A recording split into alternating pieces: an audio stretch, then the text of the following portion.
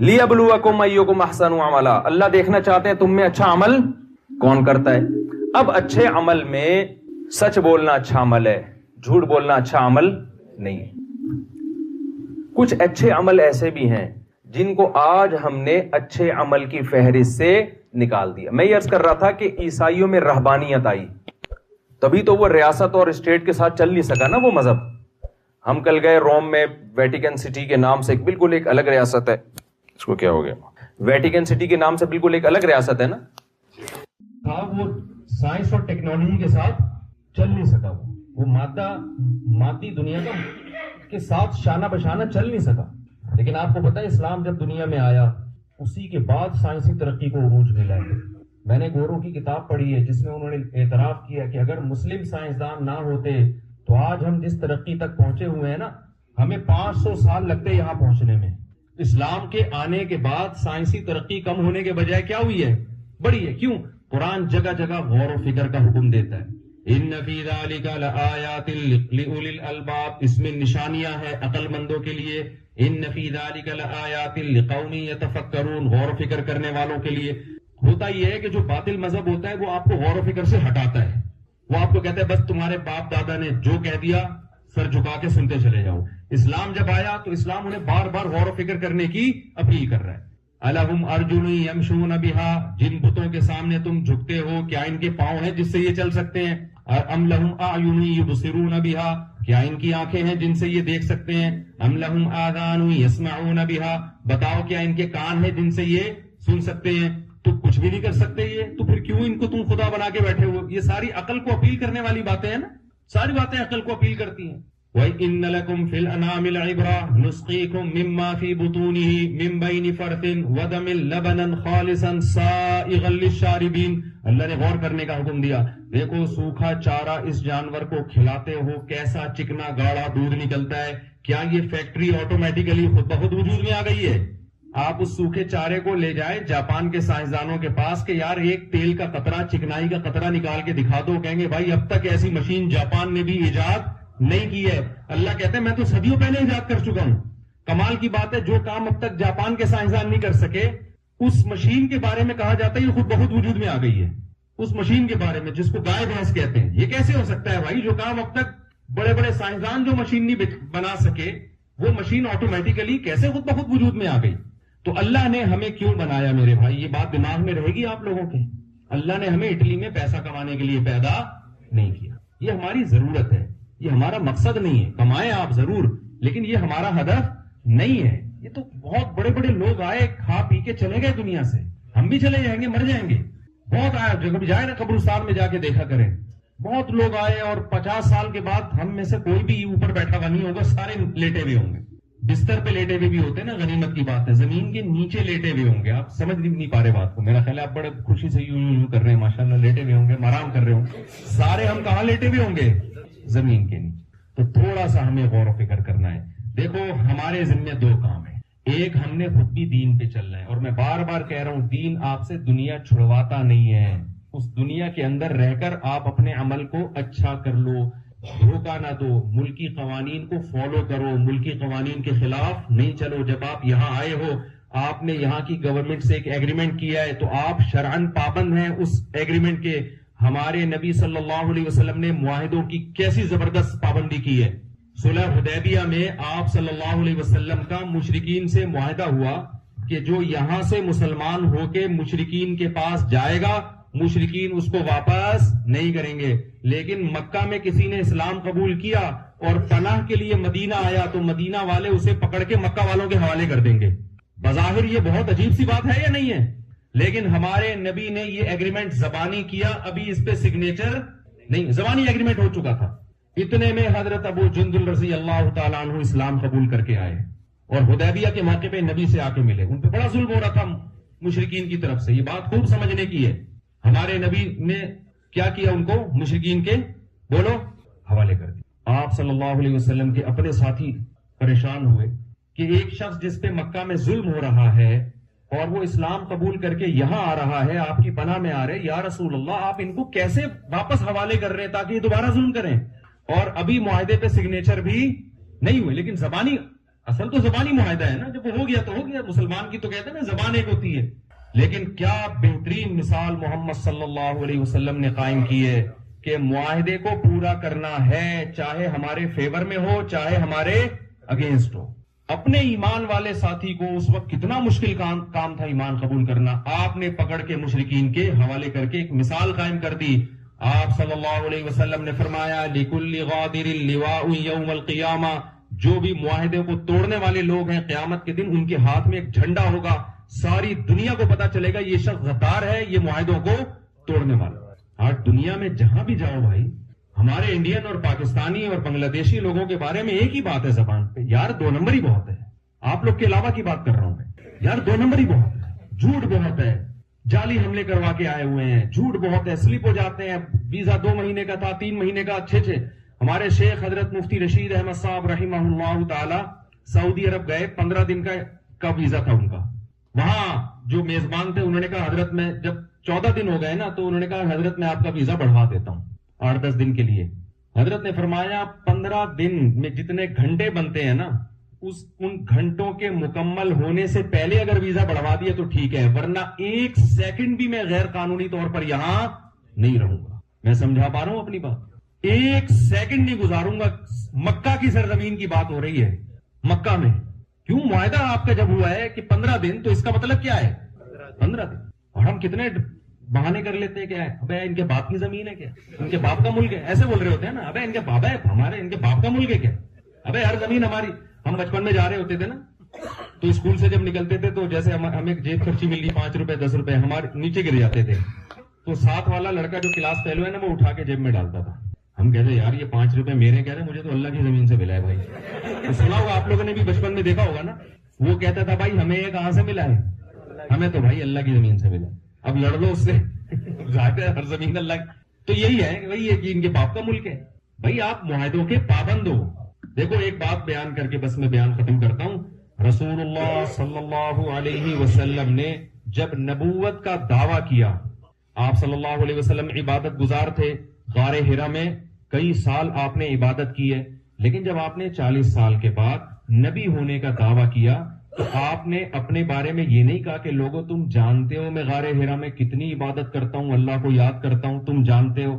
آپ نے اپنی عبادت کا ریفرنس نہیں دی. آپ نے کیا فرمایا، میں نے کبھی زندگی میں جھوٹ نہیں بولا اور امانت میں کبھی خیانت نہیں کی، میں صادق بھی ہوں اور امین بھی. 40 سال میں تم نے کبھی میری زبان سے جھوٹ کا لفظ نہیں سنا اور امانت میں خیانت. کیا مطلب، آپ جب تک کیریکٹر میں 1 نمبر نہیں ہوتے آپ اس وقت تک کسی غیر مسلم کو دعوت دینے کے اہل نہیں ہوتے. وہ آپ کی نماز اور عبادت دیکھ کے نہیں آئے گا آپ کی طرف، وہ آپ کے معاملات دیکھ کے آئے گا آپ کی طرف. تہجد میں تو 1 گھنٹہ رو رہا ہوتا ہے، صبح اٹھ کے پھر 2 نمبریاں کر رہا ہوتا ہے، تو وہ بھی ضروری ہے. عبادت، تہجد، نماز، ذکر وہ بھی ضروری. اللہ کو یاد کرنا تو بہت ضروری ہے، اس کے بغیر تو انسان کے دل میں اللہ کی محبت پیدا نہیں ہوتی، اس کو موٹیویشن ہی نہیں ملتی، وہ تو بہت ضروری ہے. لیکن آپ کو اپنا یہاں جو معاملہ ہے نا اللہ سے وہ سیدھا رکھنا پڑے گا. تو میں یہ عرض کر رہا تھا کہ دیکھو یہاں جو لوگ غیر قانونی کام کرتے ہیں، جھوٹ بولتے ہیں، ان کو گورنمنٹ کی طرف سے سزا ملے گی. لیکن قرآن ہمیں کیا کہتا ہے، دیکھو قرآن میں 2 نمبری کی سزا بہت سخت بیان کی گئی ہے. اس پر ایک اشکال ہوتا ہے کہ اللہ 2 نمبری اتنی بڑی نہیں ہے جتنی بڑی تو سزا دے رہا ہے. مثال کے طور پر قرآن کیا کہتا ہے، وَيْلٌ لِّلْمُطَفِّفِينَ الَّذِينَ إِذَا اكْتَالُوا عَلَى النَّاسِ يَسْتَوْفُونَ. تباہ ہو جائیں وہ لوگ جو اپنا حق لیتے ہیں تو پورا پورا لیتے ہیں، جب حق دینے کی باری آتی ہے تو اس میں ڈنڈی مارتے ہیں. اللہ نے ان کے لیے جہنم کی آگ کی خوشخبریاں سنائی ہیں. الا یظن اولئک انہم مبعوثون. ان کو پتہ نہیں ہے کل انہوں نے اللہ کے سامنے کھڑے ہونا ہے. تو آگے بڑی سخت وعیدیں ہیں. اب سوال پیدا ہوتا ہے بھائی، ایک آدمی نے اگر ناپ تول میں کمی کی ہے، کسی کا حق، اپنا حق پورا لیا، دوسرے کا حق تھوڑا دیا، تو اس کی اتنی سی سزا قیامت میں مل جاتی کہ اللہ اس کا پورا حق دلا دیتے سامنے والے کو، حساب برابر ہو جاتا نا. کیا خیال ہے بھائی؟ اسلام میں جو چوری کرتا ہے تو حکومت کو آرڈر ہے کہ اس کا ہاتھ کاٹے، عام آدمی کو اجازت نہیں ہے کہ کسی کا ہاتھ کاٹ دیں آپ جا کے. حکومت کو آرڈر کیا ہے کہ اسلامی حکومت ہو تو حکومت کو آرڈر کیا ہے، چور کا ہاتھ کاٹے. سوال پیدا ہوتا ہے کہ اس نے چوری 5,000 کی ہوگی، 10,000 کی ہوگی، اور ہاتھ 5-10 ہزار کا ہے، کروڑوں کا ہے، تو اللہ اس کا کروڑوں کا ہاتھ کیوں کٹوا دیتا ہے؟ اس کا جواب یہ ہے، یا انسان کسی کو قتل کر دے، اس کی دنیا میں سزا کیا ہے کہ قاتل کو پھانسی پہ لٹکایا جائے, اس کو قتل کیا جائے. لیکن قرآن کہہ رہا ہے نہ یہ تو دنیا کی سزا ہے, آخرت کی سزا ہے ہمیشہ کی آگ, ہمیشہ کی آگ. کیوں؟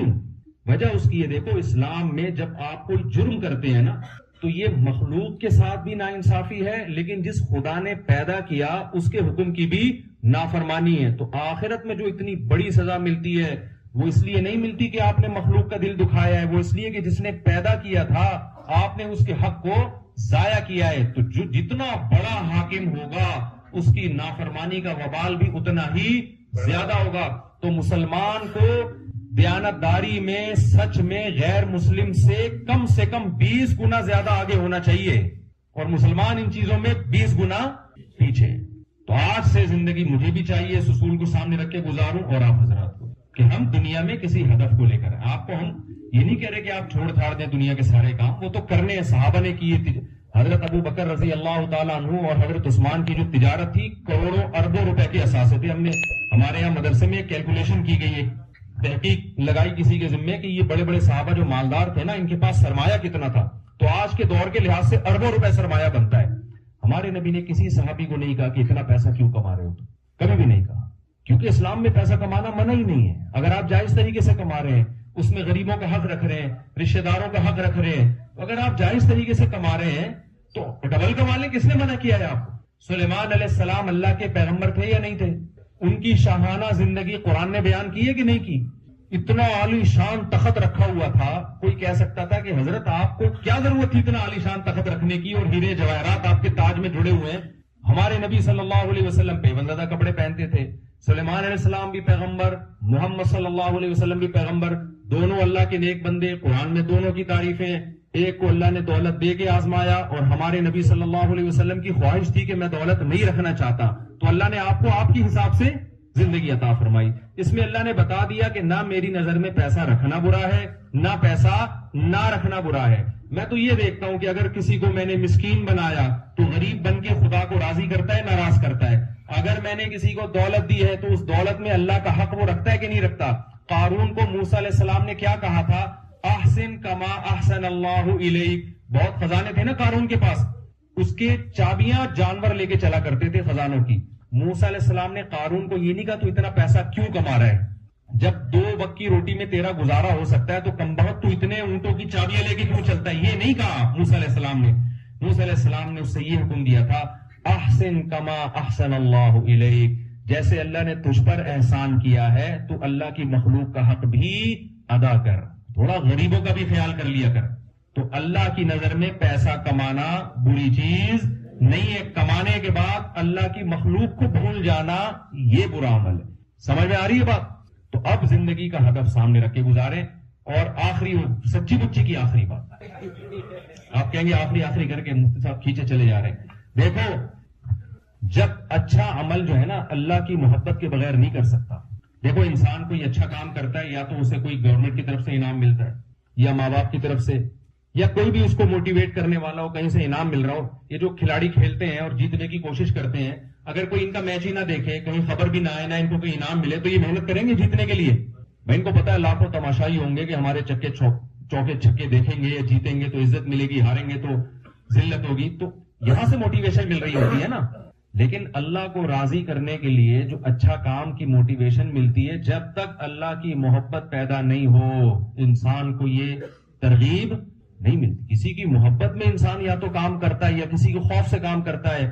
تو اللہ کی محبت پیدا کرنے کے لیے بار بار اللہ کا ذکر کرنا, نماز قائم کرنا بہت ضروری ہے.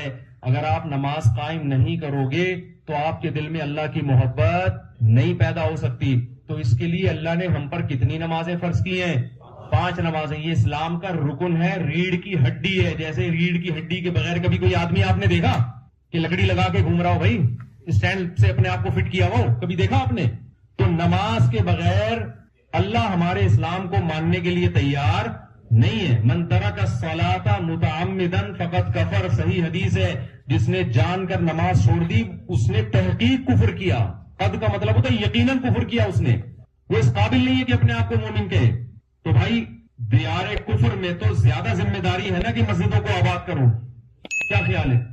اب مسجد وہ علامہ اقبال نے کہا تھا نا، مسجد تو بنا دی دم بھر میں ایمان کی حرارت والوں نے، من اپنا پرانا پاپی تھا برسوں میں نمازی بن نہ سکا۔ مسجد تو 2 منٹ میں بن جاتی ہے، آباد نہیں ہوتی۔ تو جو لوگ اللہ کے گھر کو آباد کرتے ہیں، دیکھو موسیٰ علیہ السلام کے دور میں جتنی توجہ اللہ کی حضرت موسیٰ کی طرف تھی، فرعون کی طرف نہیں تھی۔ جو توجہ اللہ کی بنی اسرائیل کی طرف تھی وہ قبطی قوم کی طرف بولو نہیں تھی۔ اللہ نے بنی اسرائیل کی بدعمالیاں تھی جس کی وجہ سے غلام بن گئے، اللہ نے ان کو اوپر لانے کے لیے موسیٰ علیہ السلام کو بھیجا، پھر آزمائشیں آئیں، ان کو معجزے دکھائے۔ تو اللہ بنی اسرائیل کو اتنا پروٹوکول کیوں دے رہا ہے؟ کلمہ پڑھتے تھے، اللہ کو مانتے تھے، اللہ کی کتابوں کو مانتے تھے۔ اللہ کا ہم پر بہت بڑا احسان ہے کہ ہم جہاں بھی رہیں لیکن اللہ کو بھی مانتے ہیں، اللہ کے پیغمبروں کو بھی مانتے ہیں، اللہ کی کتابوں کو بھی مانتے ہیں۔ اللہ کی قسم، جتنی اللہ کی نظر میں ہماری اہمیت ہے اتنی مخلوق میں کسی اور کی اہمیت نہیں ہے۔ اگر ہم اپنی اہمیت ہی نہیں جانیں گے، ہم اپنے آپ کو ویلیو نہیں دیں گے، تو اس کا مطلب جو نعمت اللہ نے ہمیں دی ہے ہماری نظر میں اس کی قدر نہیں ہے، تو اللہ کیسے قدر کرے گا پھر اس کی؟ تو اپنے ایمان پہ فخر کرو، اپنے ایمان کو بچانے کی کوشش کرو۔ جب تک آپ کا مسجد سے تعلق نہیں ہوگا آپ اپنے ایمان کو نہیں بچا سکتے۔ دیکھو جب آپ دیار غیر میں رہتے ہو، غیر مسلم کنٹری میں رہتے ہو، تو آپ کو صبح و شام اپنے جیسے لوگوں سے ملنا ضروری ہے تاکہ آپ کو یہ احساس رہے کہ ہم کیا ہیں، مسلم ہیں۔ آپ کو یہ احساس رہے۔ آسٹریلیا میں ہمارے جاننے والے، ان کو بڑا اچھا خاندان، تو ان کے پڑوس میں یہودی رہتے ہیں۔ انہوں نے مجھے خود بتایا کہ یہودی کہنے لگا یار آپ لوگ کی گیدرنگ بڑی اچھی ہے، خاندان آپ لوگ کا بڑا اچھا ہے، ہم لوگ تو ہمارے یہاں تو اب نسل ہی ختم ہوتی جا رہی ہے، ہمارے یہاں تو وہ فیملی سسٹم ہی نہیں ہے۔ تو یہ نعمت اللہ نے ہمیں دی ہے تو ہمیں اس کو برقرار رکھنے کی کوشش کرنا ضروری ہے۔ تو اب یا تو آپ کسی نائٹ کلب میں جا کے مل لیا کریں آپس میں، کیا خیال ہے، یا پھر مسجد میں مل لیں، تو کیا کون سی جگہ بہتر ہے؟ وہاں ملتے ہوئے اچھے لگیں گے، وہاں تو پکڑے جائیں گے، کیا خیال ہے؟ آیا کہا تھا نکلا ہوا ادھر کو۔ محبتیں جو پیدا ہوتی ہیں میرے بھائی وہ نائٹ کلبوں میں نہیں ہوتی، وہاں وہ خواہشات کے پورے کرنے کی جگہ ہے۔ محبتیں کہاں پیدا ہوتی ہیں؟ مسجدوں میں پیدا ہوتی ہیں۔ تو مسجد سے جڑے، جماعت کی نماز اللہ نے کتنی پیارا عمل رکھا ہے کہ سارے کھڑے ہوتے ہیں ہاتھ باندھ کے اللہ کے سامنے قبلہ رخ ہو کے، صبح صبح کتنا اچھا لگتا ہے اللہ کا کلام سنا جائے، رکوع سجدہ وَتَقَلُّبَكَ فِي السَّاجِدِينَ۔ قرآن کہتا ہے نبی جب آپ سجدہ کرنے والوں کے ساتھ سجدہ کر رہے ہوتے ہو اللہ آپ کے اس عمل کو دیکھ رہا ہوتا ہے، تو یہ عمل اللہ کو بڑا پسند ہے۔ تو ان جگہوں میں میرے بھائی دین کو ہم نے زندہ رکھنا ہے اپنے عمل سے۔ عمل کا کیا مطلب؟ کردار ایک نمبر ہونا چاہیے، کوئی کام خلاف قانون نہیں ہو۔ یہاں کی گورنمنٹ کہے کہ مسلمان جتنے قانون کے پابند ہوتے ہیں اتنے غیر مسلم نہیں ہوتے۔ جب آپ کو پوچھیں کہ بھائی تو اتنے اچھے طریقے سے اٹلی میں کیوں رہ رہا ہے، کوئی آج تک تو نے کام خلاف قانون نہیں کیا، تو آپ بولیں کہ ہمارے مذہب کا حکم ہے، ہمارے دین کا حکم ہے، ہمارے قرآن کا حکم ہے۔ سمجھ میں آ رہی ہے کہ نہیں آ رہی ہے؟ اور دوسرا اللہ کا حق پورا کرنا ہے، وہ کہاں پورا ہوگا؟ مسجدوں میں آ کے۔ تو مسجد سے تعلق قائم کریں گے کہ نہیں کریں گے؟ آپ کے ہاں امریکہ سے جماعت آئی ہوئی ہے، یہاں بیٹھے ہوئے ماشاءاللہ، تو تھوڑا سا بیٹھ جائیں ان کے پاس، ہیلو ہائی کر لیں، بھائی کیسے آنا ہوا، کس سلسلے میں۔ ایک آدمی کی شادی ہوئی نا تو دلہن کے پاس گیا تو سمجھ میں نہیں آ رہا تھا بات کا آغاز میں کیسے کروں۔ ظاہر ہے پہلے زمانے میں پہلی دفعہ شادی ہوتی تھی، کبھی دیکھا بھی نہیں ہوتا تھا، تو سمجھ میں نہیں آ رہا کہ میں بات کا آغاز کیسے کروں۔ کافی دیر سوچنے کے بعد کہتا ہے میری کل آپ سے نکاح ہوا تھا، اس سلسلے میں حاضر ہوں، کل میری آپ سے شادی ہوئی تھی، میں اس سلسلے میں۔ تو تبلیغ والوں سے کہیں کہ بھائی ہمیں پتا چلا ہے کہ آپ امریکہ سے آئے ہیں، ہم اس سلسلے میں بولو بھائی تھوڑا سا جڑ جائے کریں۔ یہاں مولانا صاحب ہے، مولانا ابو ذر صاحب ہیں، دعوت کے کام میں جڑے ہوئے۔ تبلیغ کا کام اللہ نے پوری دنیا میں پھیلا دیا، اور اللہ کا کتنا بڑا فضل ہے کہ پوری دنیا میں قابل قبول ہے یہ۔ ابھی تو سعودی عرب میں بھی سنا اجازت دیتی ہے، کیوں؟ کوئی ایسی الٹی سیدھی بات نہیں کر رہے ہوتے، کوئی وائلنس ہی نہیں پھیلا رہے ہوتے، کوئی اس طرح کی کوئی اختلافی کوئی فرقواریت کی بات نہیں، سیدھا سیدھا اللہ سے ہونے کا یقین، غیر اللہ سے کچھ نہ ہونے کا یقین، اپنے ہدف کو سامنے، آپ کو آپ کی منزل بتا دیں گے وہ۔ تو جب تک میرے بھائی یہاں رہ کر کسی نیٹ ورک میں نہیں جڑو گے تو حدیث میں کیا آتا ہے کہ جو بکری جو ریوڑ سے الگ ہوتی ہے بھیڑیا اسی پہ حملہ کرتا ہے۔ تو جب آپ اپنی گیدرنگ سے ہٹ جاؤ گے نا یہاں پہ، تو پھر میرے بھائی شیطان نما جو بھیڑیا ہے وہ آپ پہ حملہ کرے گا۔ ہو سکتا ہے آپ عیش والی زندگی گزار لو، لیکن رنگ للیوں پہ زمانے کی نہ جانا اے دل، یہ خزاں ہے جو بانداز بہار آئی ہے۔ تھوڑے دنوں کے بعد بڑھاپا بھی آنے والا ہے، یہ جوانی کی مستیاں بہت جلد مارکیٹ سے شارٹ ہونے والی ہیں۔ تھوڑا سا وہ ایک ایپلیکیشن آتی ہے، تصویر کھینچو، آتی ہے نا ایپلیکیشن، تصویر کھینچ کے اس میں دیکھو کہ میں بڑھاپے میں کیسا لگوں گا. آپ کو خود اپنے اوپر ترس آئے گا, آپ کا دل چاہے گا ان سے دم کرواؤں اپنے اوپر. اور کسی نے کہا ہے کہ بڑھاپے میں اور جوانی میں کیا فرق ہے؟ جوانی میں آپ کے پاس حسینوں کے نمبر ہوں گے, بڑھاپے میں حکیموں کے نمبر ہوں گے. تو یہ بہت جلد آنے والا ہے.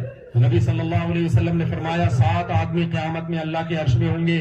شاب نشأ فی عبادت اللہ عز وجل, وہ جوان آدمی جس نے جوانی میں برائیوں سے بچا ہو.